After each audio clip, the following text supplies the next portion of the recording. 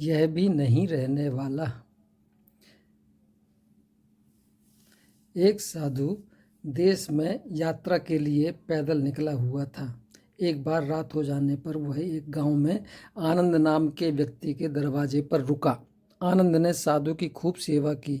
दूसरे दिन आनंद ने बहुत सारे उपहार देकर साधु को विदा किया। साधु ने आनंद के लिए प्रभु से प्रार्थना की, भगवान करे तो दिनों दिन बढ़ता ही रहे। साधु की बात सुनकर आनंद हंस पड़ा और बोला, अरे महात्मा जी, जो है यह भी नहीं रहने वाला।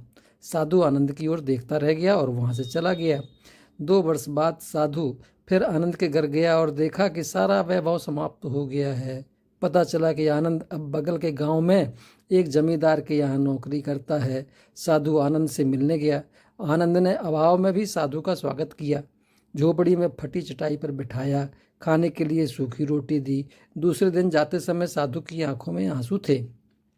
साधु कहने लगा, हे भगवान, ये तूने क्या किया? आनंद पुनः हंस पड़ा और बोला, महाराज, आप क्यों दुखी हो रहे हैं? महापुरुषों ने कहा है कि भगवान इंसान को जिस हाल में रखे, इंसान को उसका धन्यवाद करके खुश रहना चाहिए। समय सदा बदलता रहता है और सुनो, यह भी नहीं रहने वाला। साधु मन ही मन सोचने लगा, मैं तो केवल भेष से साधु हूँ, सच्चा साधु तो तू ही है आनंद। कुछ दिन बाद साधु फिर यात्रा पर निकला और आनंद से मिला तो देखकर हैरान रह गया कि आनंद तो अब जमींदारों का जमींदार बन गया है। मालूम हुआ कि जिस जमींदार के यहाँ आनंद नौकरी करता था वह संतान विहीन था। मरते समय अपनी सारी जायदाद आनंद को दे गया। साधु ने आनंद से कहा, अच्छा हुआ वो जमाना गुजर गया, भगवान करे अब तू ऐसा ही बना रहे।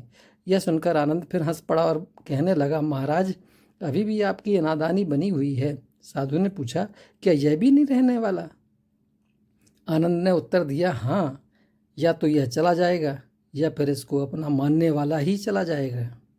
कुछ भी रहने वाला नहीं है और अगर शाश्वत है कुछ है तो वह है परमात्मा और उस परमात्मा की अंश आत्मा।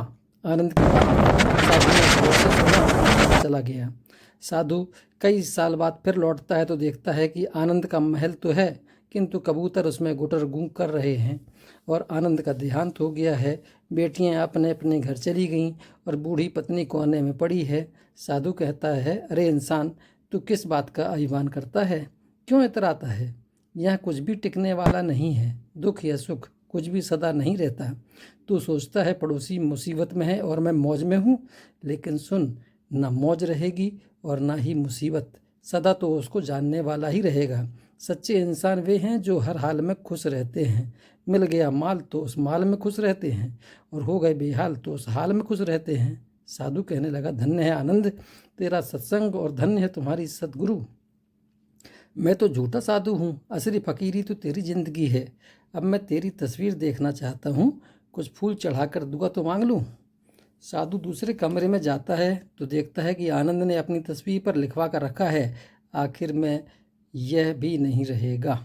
मित्रों, पिछले दिनों कुछ अतिरिक्त व्यस्तता के कारण बहुत सी कहानियां अपलोड नहीं हो सकी। अब हमने निश्चय किया है कि प्रतिदिन एक कहानी पोस्ट की जाएगी जो ज्ञान, शिक्षा, उपदेश, प्रेरणा और धर्म से ओतप्रोत रहेगी। मित्रों, इस चैनल के मार्फत हम शिक्षाप्रद, प्रेरणादायक, नीतिवर्धक और धार्मिक कहानियां लाते रहते हैं। हमारा ये प्रयास यदि आपको अच्छा लगता है तो कृपया चैनल को सब्सक्राइब करें। कहानी पसंद आए तो लाइक करें। कुछ कहना चाहते हैं तो कमेंट करें और बेल आइकन दबा दें, जिससे आगामी कहानियों की सूचना आपको समय पर मिल सके। धन्यवाद।